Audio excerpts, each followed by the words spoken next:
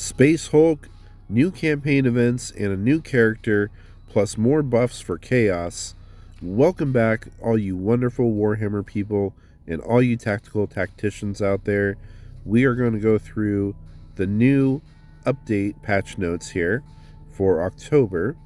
So the update is available on all platforms. Make sure you go and download this wonderful update after you read these notes. First off, with the new stuff, new campaign event featuring the Death Guard and the Sisters of Battle. Follow Vindicta, Isabella, Roswitha in the fight against Mortarion's Death Guard through the depth of a Space Hulk of the Plague Fleet. Ooh, I'm actually pretty excited for that. This starts on October 30th. A new mechanic arrives with the Space Hulk tile set, Sealed Doors. As you move through the map, doors block your path and conceals what lies beyond. Opening them reveals new rooms, often filled with enemies, making exploration itself part of the challenge. This is actually really interesting. I'm really interested to see what happens with this new campaign event. Let's go open some doors when this one comes out. Looking forward to that. So get your sisters leveled up. Try to get them up to at least Silver 1, probably Silver 2 or 3 if you can, if you want to complete the final battles of the normal campaign. Unlock campaign nodes and gain progress rewards crates containing shards for different Death Guard characters, as well as upgrades, ability badges, and XP books to upgrade them, among other rewards.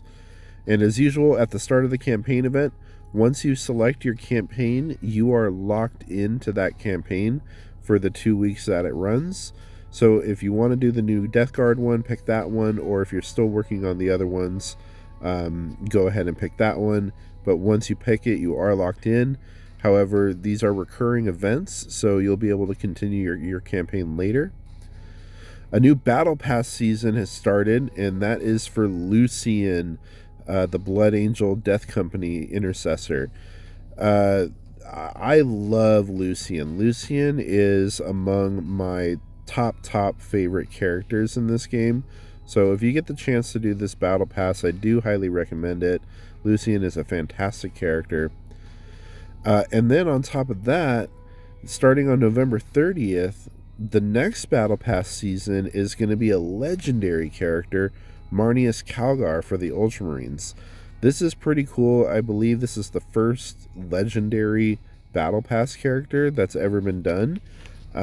So this is going to be a great opportunity to grab this character if you're able to. So again, that starts November 30th. They're going to add 10 more reward tiers as a special one-off and give you extra missions in order to complete that Battle Pass. Sons of Ultramar event starting on December 1st. Gear up for a week-long shop event featuring Marneus Calgar and all the Ultramarines. Unlock rewards your way with rotating daily deals in the Ultramar shop, letting you choose the prizes that best power up your roster. All deals in the Ultramar shop are customized based on your power level and unit collection, and can be claimed with the event's special currency, Oaths. So this is pretty cool. I think this sounds a lot like how the Mythic event was run, where each day it was a different, different shards you could spend your tokens on kind of thing. Although this one is going to be faction specific. So I'm really curious to check this one out.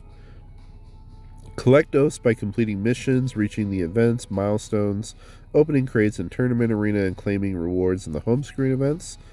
Each day you can use your oaths to claim Marneus Calgar shards, orbs, ability badges, tomes, mythic salvage, items, and upgrades usable by Ultramarines, and coins. Each day also features shards for a specific Ultramarine unit, and it's, of course, all the different Ultramarines there. The last day also offers Blessed Requisition Orders and a small pack of coins that allows you to spend all the remaining oaths. A progress bar with even more rewards fills up as you use your oaths to claim the event's deals. The event crates include Marneus Calgar shards. So this starts December 1st, and the Marneus Calgar Battle Pass starts on November 30th. So if you really want to beef up your Marnius Calgar, or if you plan to unlock him, this is going to be great because you can double dip with the Battle Pass and this Ultramar events. Improved mythic item gameplay. Previously, mythic items and relics could not be unequipped. We improved this system by allowing for more gameplay flexibility by introducing the item binding feature. When mythic items and relics are equipped on a character for the first time, they are bound to that character. So this changes a little bit how mythic relics function. Bound items or relics can be unequipped but remain bound to their character. While bound, they cannot be equipped to a different character.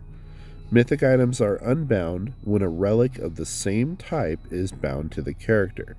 So you do have the option to unbound it if you have another of the same type of relic there.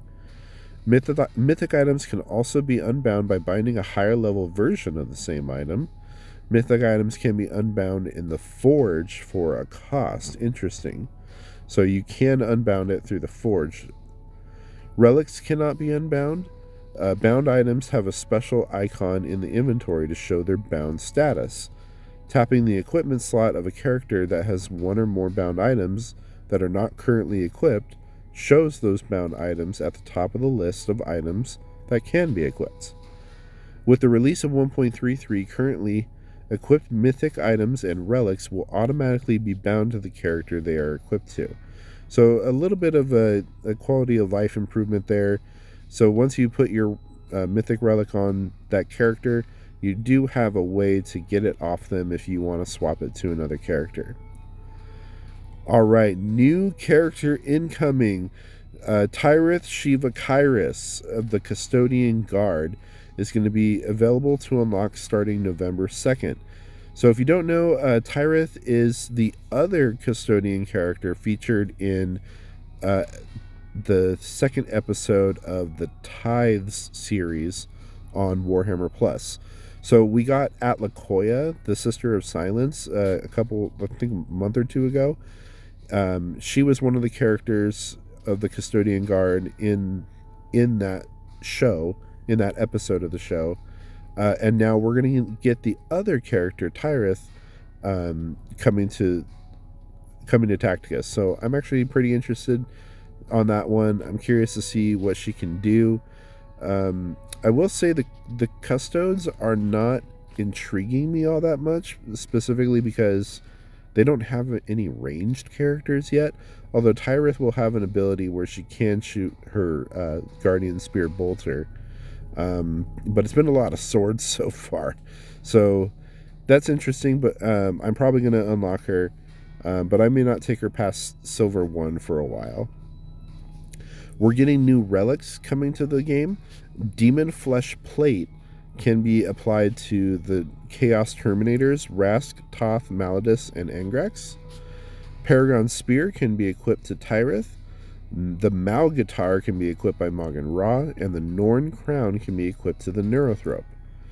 We're getting more home screen events, and a lot of these are returning ones. Training Rush is going to be on from November 4th to November 7th.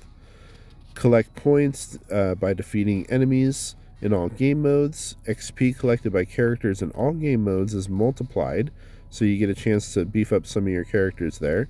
We've seen all these events before, and they're always a fun little addition, so you can get more coins or salvage or whatever they're offering. Warp Surge is going to be going on from November 14th to November 16th. Arena battles will get 2 random demons added to each side. Collect points to progress in the event by defeating chaos enemies in arena and campaign, and XP collected by chaos characters in arena is multiplied. So in order to help your fellow tacticians, what you can do is you can set your arena team to be all chaos characters. You have to win a match, an arena battle with your chaos lineup, and then if someone comes across your lineup in arena later as the AI, then they'll be able to fight all your Chaos characters, and they'll be able to gain more points through this. So just a little tip there. Against the Tide is returning November 23rd to November 29th. Gain points for each enemy wave you defeat, and claim event rewards. Purge Order is coming back from December 1st to December 6th. Gain Chipped Chitin for each enemy Tyranid you defeat in battle, and use it to unlock rewards. So for this one, the rewards will include oaths to spend in the Ultramar shop. So this will be running at the same time as that Ultramarine event. So you'll be able to double dip a little bit here and get oaths from this event to help you get more shards and stuff like that for your Ultramarines. For legendary characters, Trajan, the Captain General for the Adeptus Custodes, that's returning on November 23rd for his second event. And we got a whole bunch of Blessed Requisition week-long events coming up. So October 28th to November 1st is the Sisters of Battle. From October 30th to November 8th, you'll be getting Xenos Guild War units. These will feature Jane Czar, Boss Golgorts, Isaac, Aleph Null, Gibbous Scraps, and the Biovore. From November 8th to November 12th will be for the Adeptus Mechanicus. From November 13th to the 17th will be for the Thousand Suns. From November 18th to November 24th, it'll be characters for the Legendary event, and these will include Typhus, Nauseous Rawbone, Jark, Lucian, the Tyrant Guard, and Angrax. From November 25th to November 29th, it'll feature for the Tyranids.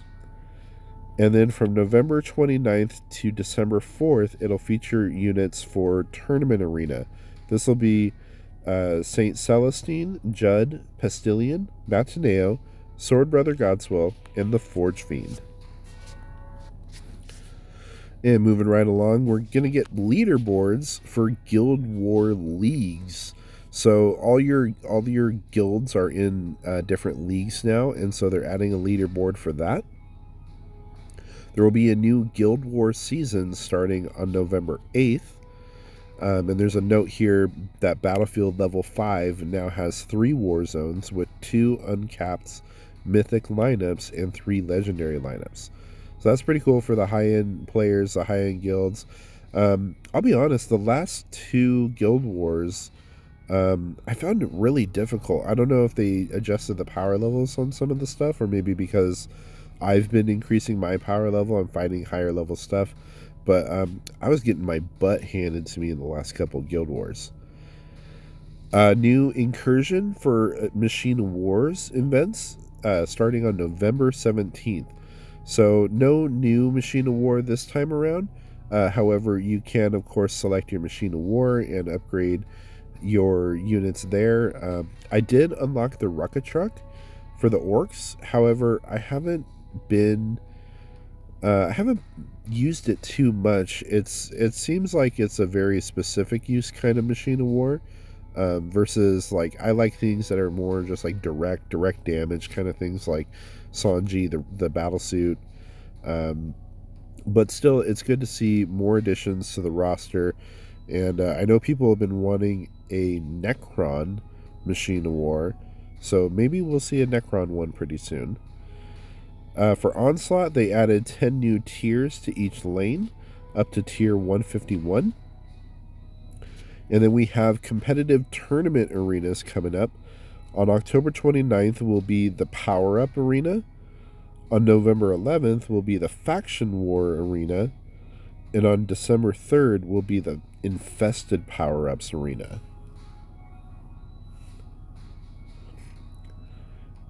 For quest events, we have Adamantar Zandasis, the Lord Cacophonist for the Emperor's Children, will be available. Will be starting on November 5th, and you'll be able to use all Chaos allies and fighting the Tau.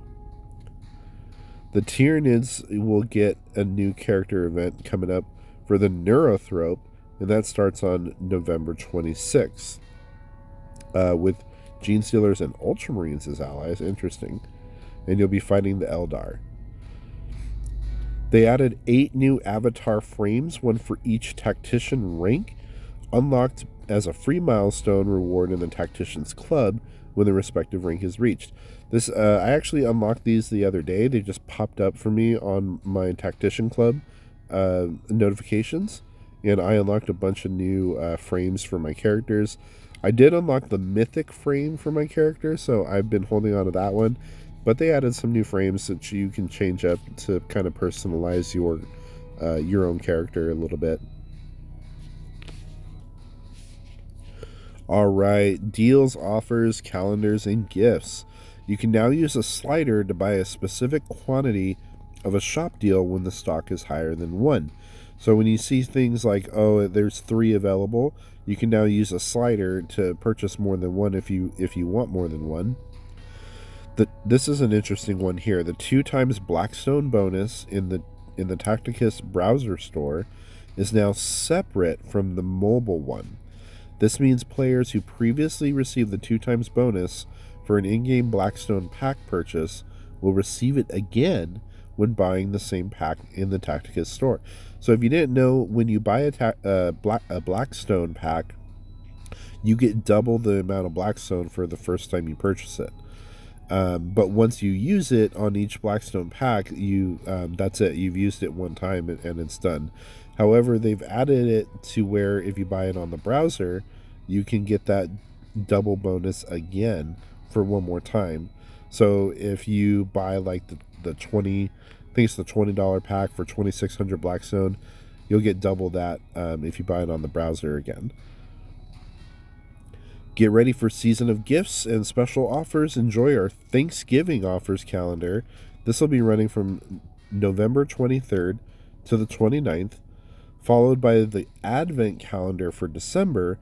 That'll be going from December 1st to December 24th. So some big offer calendars coming up. They always offer free things in these calendars, so this is just a nice bonus for playing the game. A Guild War bonus shipment offer has been added, allowing you to earn more war credits each time you receive a war credits payout for the duration of the Guild War season. So this is like when you get a character event and it's like, oh, you get an extra bonus of the resource every time you level up. They're going to be doing that for Guild Wars now. Improved the look of the requisition shipment offers.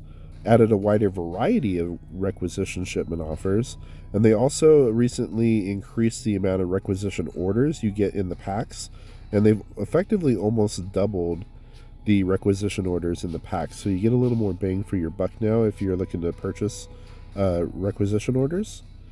Free Tacticians Club offers now trigger an interstitial in-game and a green dot on the Tacticians Club button to make sure you don't miss out on them.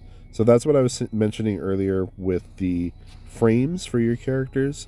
It popped up on my game, the little green dots saying, hey, you got stuff here to check out. For the Rogue Trader, now the Rogue Trader features the Maw Claw of Thyrax. Increased chance to find a random relic by about 40%.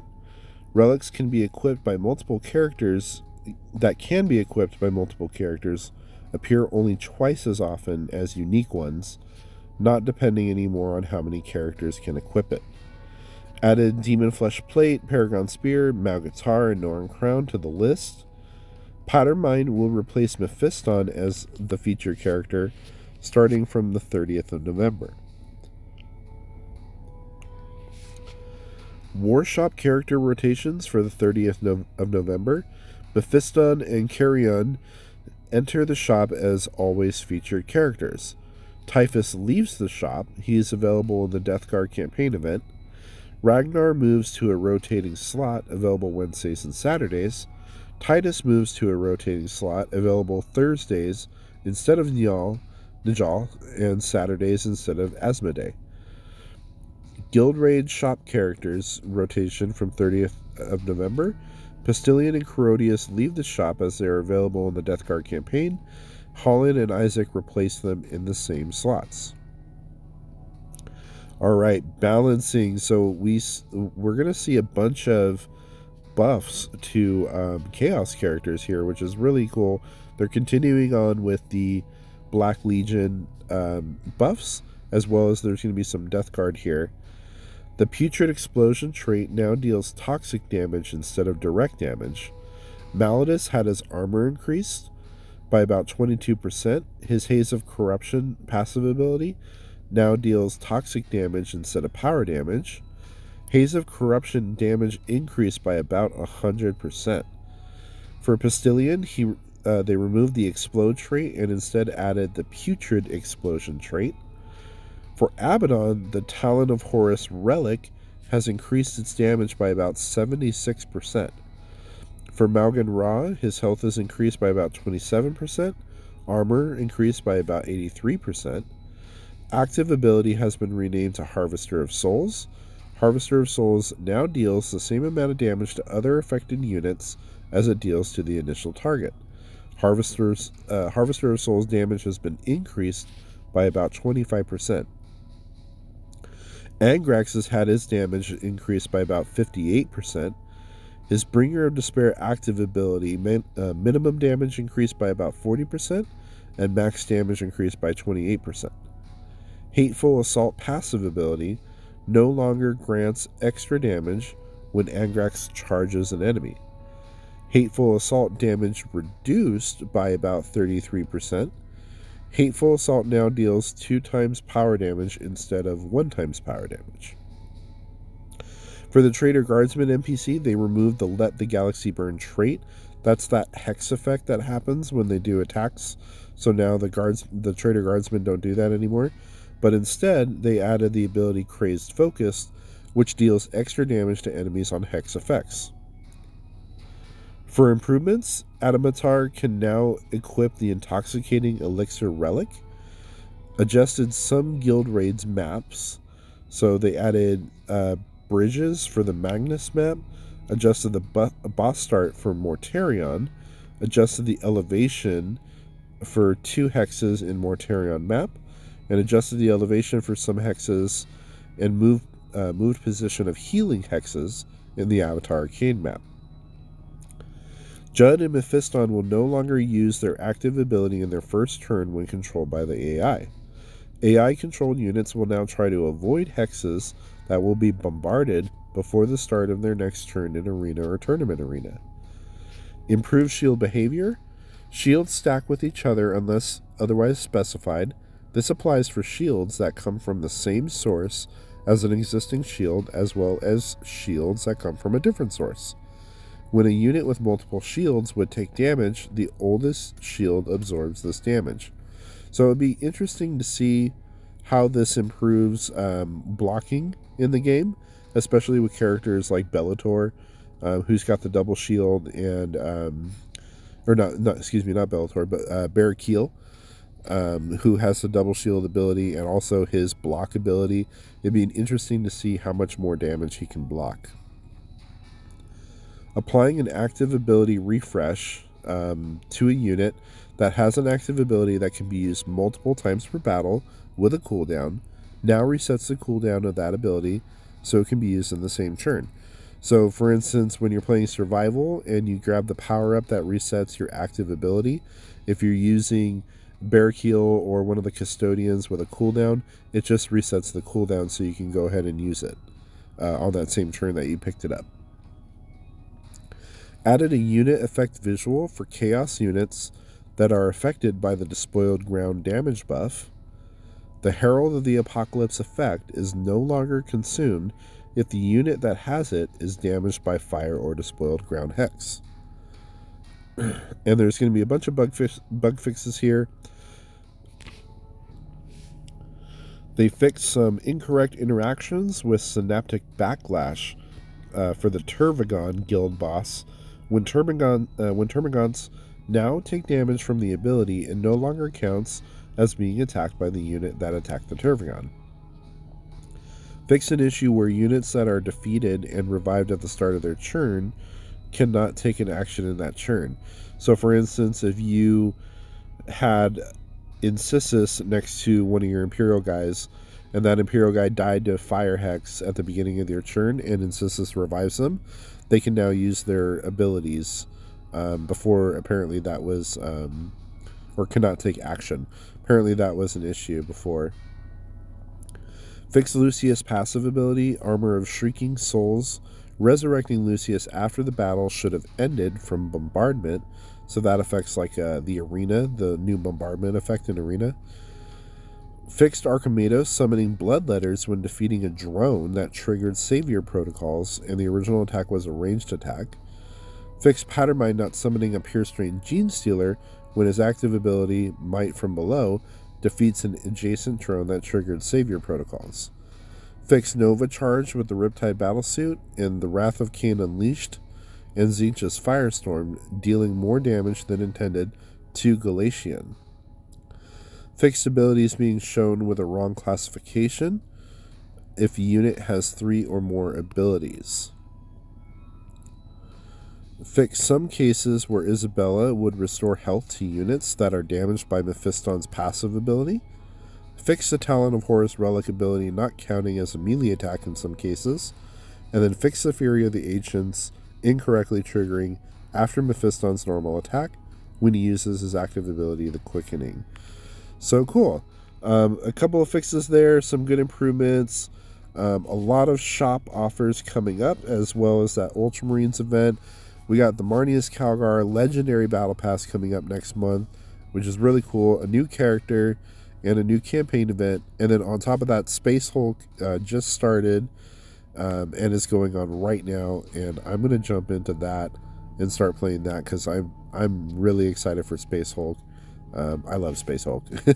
I'll talk about that more when I do the survival video. But that's going to do it for today. I appreciate you all being here. Thank you. And I'll catch you in the next one.